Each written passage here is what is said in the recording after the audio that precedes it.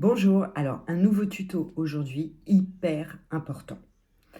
Mes 5 commandements pour être bien maquillé après 50 ans et avoir bien pris soin de sa peau. Ça fait très longtemps que je voulais faire ce tuto.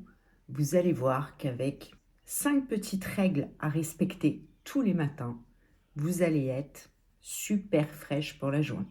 Alors, petite précision, ce tuto n'a pas vocation à rajeunir. Quand on parle de être bien maquillé après 50 ans, c'est pas pour rajeunir. Seule la chirurgie esthétique rajeunit. Il n'est pas question à travers ce tuto de vous dire attention, voilà, il ne faut pas accepter votre âge et il faut tout faire pour rajeunir. Non, c'est pas du tout le but.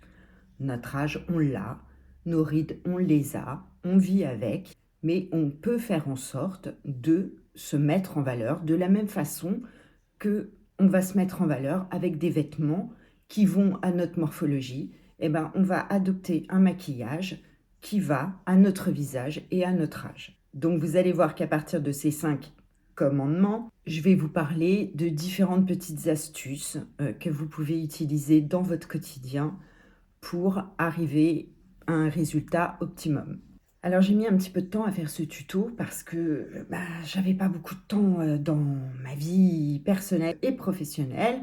Il faut savoir que moi, ces tutos, je les fais vraiment pour le plaisir et pour votre plaisir. Ce n'est pas mon métier, je ne suis pas rémunérée pour ces vidéos. Elles sont uniquement faites dans le but de vous faire partager tout ce que j'ai appris dans l'exercice de mon métier et de vous aider dans votre quotidien, voilà, tout simplement. Donc c'est pour ça que je mets des fois un petit peu de temps à sortir une nouvelle vidéo. Parfois, il se passe quelques mois sans vidéo, donc je m'en excuse auprès de vous. J'essaye de faire le maximum, mais voilà, donc là, ça a pris un petit peu de temps, mais ça y est, on y est. Allez, c'est parti pour mes 5 commandements.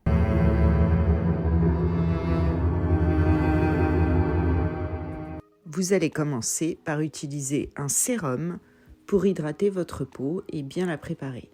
Les mouvements doivent se faire du centre du visage vers l'extérieur en remontant. On a souvent l'habitude d'effectuer ces massages au contraire vers le bas. C'est un réflexe. Pensez à bien modifier cela en étirant toujours vers l'extérieur. Évidemment, vous appliquez ensuite, comme ici, votre contour des yeux, toujours dans le même sens, en remontant et en tapotant. Ce contour des yeux embryollis, c'est une pure merveille. Il remonte la paupière, c'est bluffant.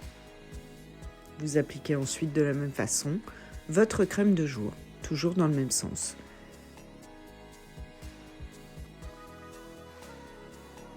J'utilise ici ce petit appareil de quartz rose dont vous pouvez lire les bienfaits. Alors je n'y croyais pas tellement à ce petit appareil qu'on voit partout.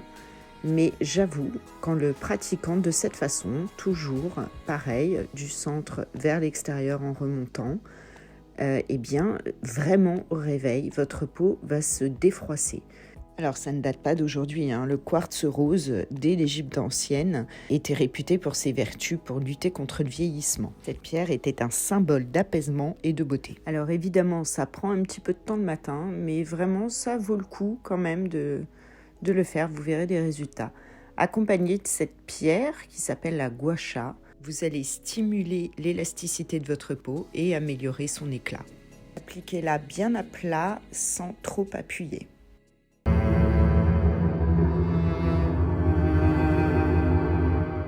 Le teint étant la chose la plus importante dans votre maquillage, commencer par les yeux va vous permettre de les maquiller sans abîmer votre teint. Ainsi, les petites particules de fard qui peuvent retomber sous l'œil n'abîmeront pas votre teint et vous pourrez corriger sans difficulté les erreurs que vous avez faites éventuellement par un trait de liner mal positionné ou autre. Donc bien sûr, ici j'ai commencé par appliquer une base sur ma paupière que je fixe ensuite avec la poudre By Terry.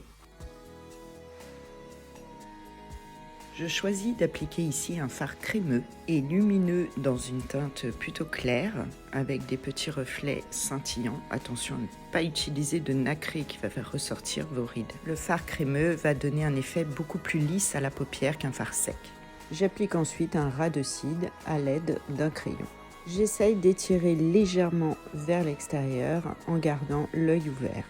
Attention ici à ne pas faire tomber votre œil. Je vais ensuite fixer mon ras de cils à l'aide d'un fard de la même couleur, ce qui va me permettre d'éviter la petite marque disgracieuse sur la paupière mobile quand on ouvre l'œil et qu'on a la paupière un petit peu tombante. On ajoute ensuite beaucoup de mascara et particulièrement vers l'extérieur.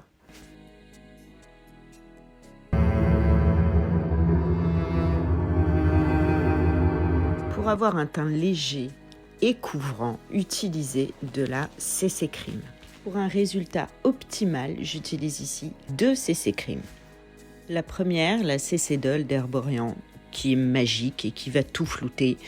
Et la deuxième pour apporter un petit peu plus de doré et de lumière.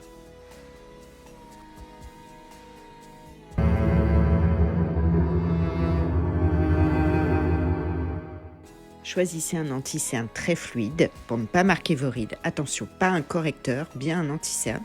Appliquez-le au doigt pour chauffer la matière tout autour de votre nez.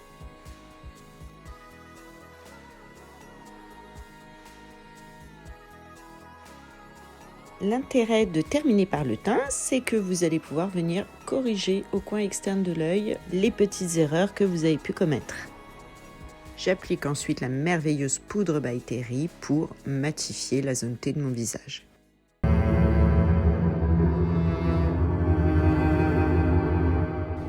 En positionnant votre blush sur la pommette en remontant vers les tempes, vous allez pouvoir lifter votre visage. Alors, s'il vous plaît, ne souriez pas devant votre glace pour positionner votre blush.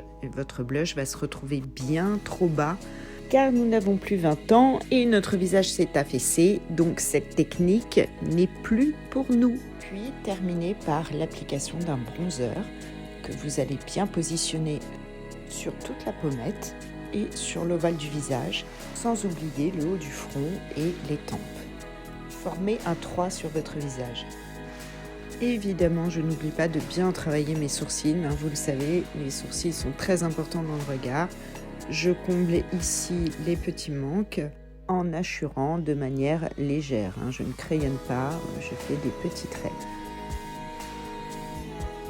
Je termine bien évidemment par hydrater mes lèvres. Je peux appliquer aussi un petit rouge à lèvres si j'ai envie. Et voilà.